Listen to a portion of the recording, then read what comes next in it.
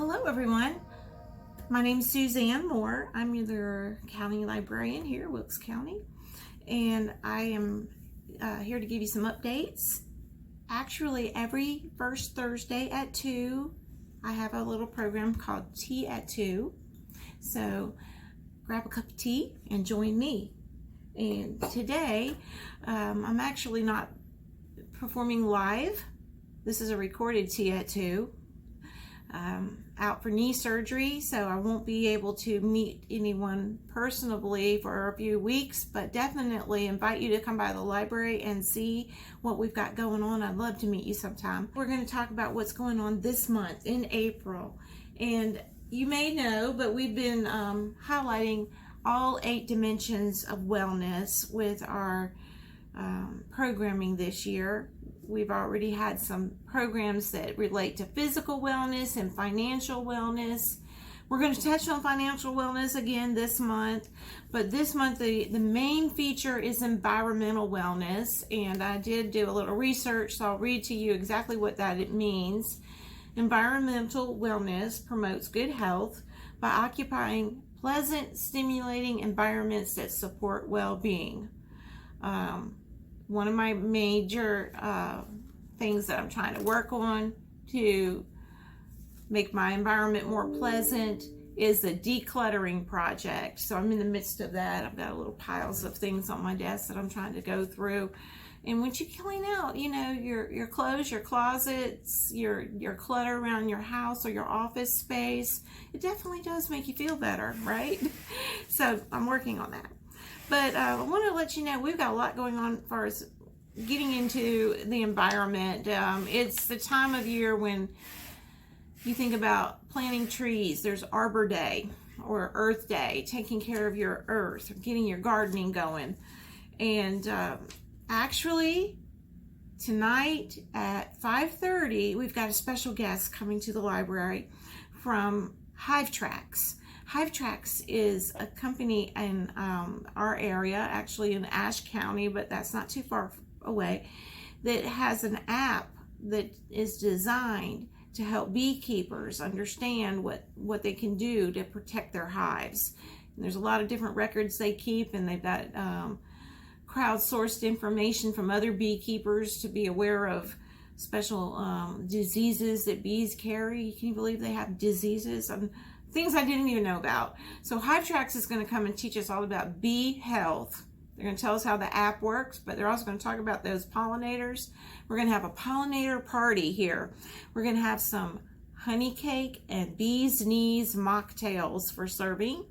So come on down and join the pollinator party and learn about our little friendly bees and what they do for us. And meet the guys from Hive Tracks. That's tomorrow. That's April the 6th at 5:30. April the 11th, we have a special program, and I believe it's already fully booked, but just to let you know what it is, it may come back. We're going to have somebody from the Cooperative Extension, Matthew Clay. He's a local guy here at the Ag Center here in Wilkes County, who's going to do an introduction to permagardening. I want to share some exciting news. This year the library has rented a plot in the Cub Creek Community Garden. And what we intend to do is not only these special programs about environmental wellness and gardening tips and things to know about how to grow and produce your own produce, but we want to grow some things that we can share.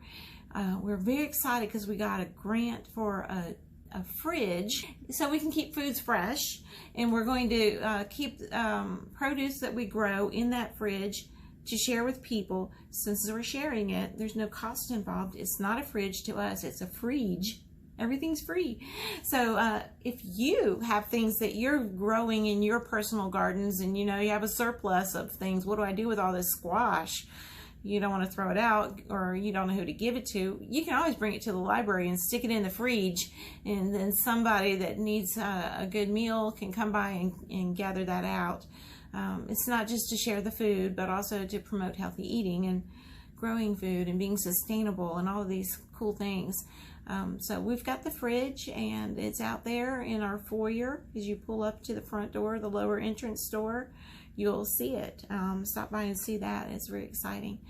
Another environmental wellness, a lot of mouthy, that's hard to pronounce sometimes, environmental wellness program for the month is April the 18th, when we're going to invite Joshua Church to share information to you, with all of us, about the 3 R's. You know what the 3 R's are: reduce, reuse, recycle. And that's being sustainable. And he's going to talk to us about how to control our trash. He's going to have a little trash talk about controlling trash, right? So we're going to all meet with him here on the 18th of April at 5:30. And what I'm showing is, pick one of these little brochures up that has all the dates and information next time you're in the library, so you can save them and remember to save the dates. And when you do find one of our brochures, you might see a little square QR code. If you scan it with your phone, then you get even more in-depth information with our special research guide. It has books and videos and databases and TED Talks and all kinds of good information, things to know about the different aspects of wellness. Below, you see this little book called Seed Folk. Well, with the topic of having a community garden, we decided let's let the library's book club read this book. It's very popular. It's won some awards, written by Paul Fleischman.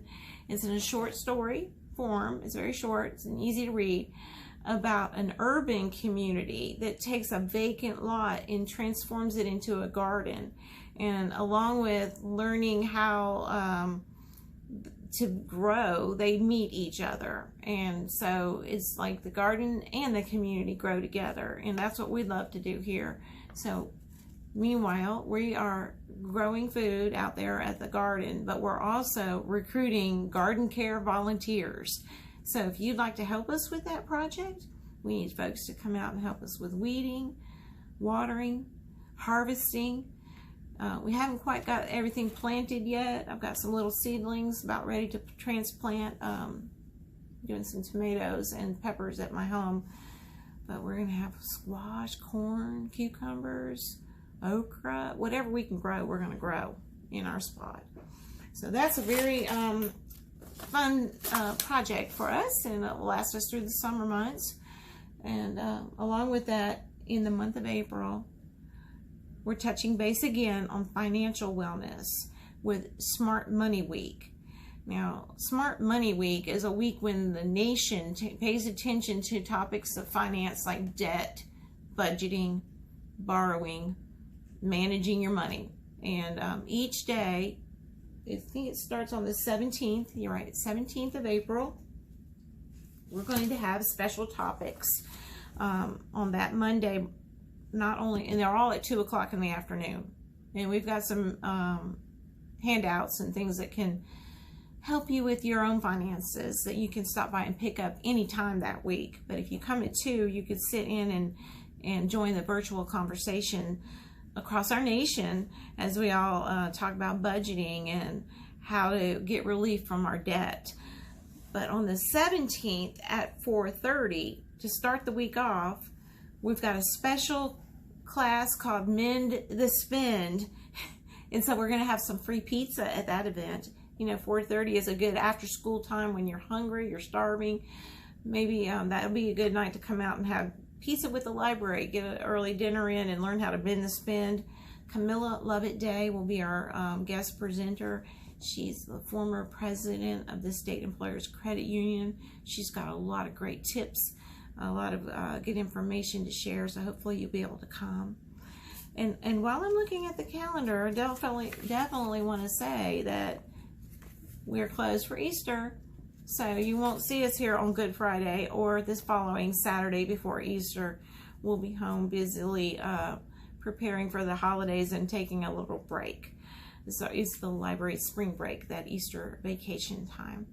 But we will be back in the building following Easter break and full of good things to do and come and see and learn about. All of our regular programming will be always going on, which you may already know and be familiar with, but definitely want to pick up your calendar and each calendar, one for the children and one for the adults. They have lots of good details and information on the back too. Perfect for you to stick on the refrigerator so you won't miss anything. Now the kids, I know there's a lot of kids out there listening, and parents too. You guys are going to have so much fun this month with a scavenger hunt all month long. You can come and look for these decorated eggs that are hiding about the building. And once you find these eggs, there's some sort of incentive there to do that. You'll check in with the children's department to get all the rules and start you off on that egg hunt. They're also planning to have a special jewelry craft event on Monday, April the 10th. We've got all the little trinkets you need to create something beautiful. This is for our preteens and up to our teenage years, ages 12 to 17. Stop by and make some jewelry. April 11th, which is the following Tuesday, after you make the jewelry, come and wear the jewelry to the tea party, right? We're going to have a unicorn tea party. So dress up any way you like, but we really want to welcome all the princes, princesses, the fairies and the pirates and any superhero, whatever costume you like. You can come as a unicorn, right? We've got unicorn tea and fun things to have fun with at that tea party, Tuesday, April 11th at 2. And I know during the whole week following Easter, kids are out of school anyway for spring break. So what can you do? What can you do? Come to the library, right? Join us to celebrate Earth Day. And then Saturday, the 22nd, we have a family fun day. This is a great time for you to meet all the different organizations that support our families and learn about what they have to offer as well. So join us here in the library for all these fun things. We've got story walks out in the parks on downtown Main Street. You can read about the duck riding a bicycle. How cool is that? You just go along from place to place and read a new page as you head down the street to complete the story. When you finish the story, stop by the library and get a token for the free book vending machine for your kids. That's another fun thing that we're lucky to have, and appreciate the Wilkes Partnership for Children with their help in stocking the vending machine and purchasing the vending machine with a grant that they were able to obtain. So much to tell. There's so much to tell and talk about. But I definitely want to tell you about what we're reading about, because with Easter on the horizon, the Reading Trap is a book club in Trap Hill that will be reading and discussing Barabbas. Now, the conversation doesn't take place until May, but you want to know about it now, right? So you can get the book and read in advance. And if you are not familiar with the story of Barabbas, this is a biblical story. He was the criminal that was released when Christ was taken to the cross. So, I haven't read it yet, but I'm really excited to. I know I've read reference to him in the scripture. So this is a biblical story written by a German author, and I'm trying to struggle to pronounce his name. If I got it wrong, maybe we'll discuss how to say it right. But he won a Nobel Prize for Literature in 1951, and his name is Par Lagerfest. Here's a picture of him sitting out here. So pick up a brochure about Barabbas. But if you aren't able to read the book and join the conversation at the branch library, the branch is where the conversation takes place, we have a film at the Two Rivers Cinema on May the 6th. I'll remind you about that again.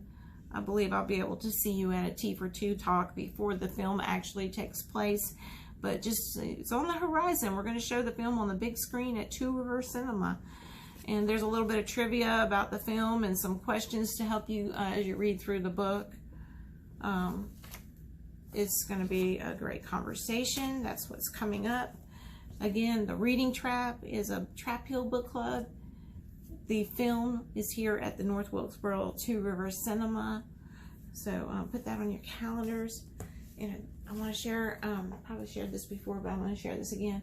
Is it's so cool. We have the very first in-print Veterans History Project, and it is available so that you can read and learn about our local vets and some of our organizations Here's a page about the DAR in their reenactments, the Daughters of the American Revolution. There's World War II stories. There's stories that, here's our quilters that honor vets with quilts of valor. National Guard, World War II, World War I, Civil War. I mean, they're all different wars, campaigns, military branches mentioned in this book. We have the fully archival version of these veteran stories on our website, but the print edition is a keepsake that you might want to collect and share and honor our vets and learn about them. They've got some amazing stories to tell us. The books are on sale for $30. All funding raised in sale of these books go to help us print Volume 2, which right at this moment we're currently collecting new stories to put in a new edition that will be published and released by the fall months, by Veterans Day. That's our goal anyway.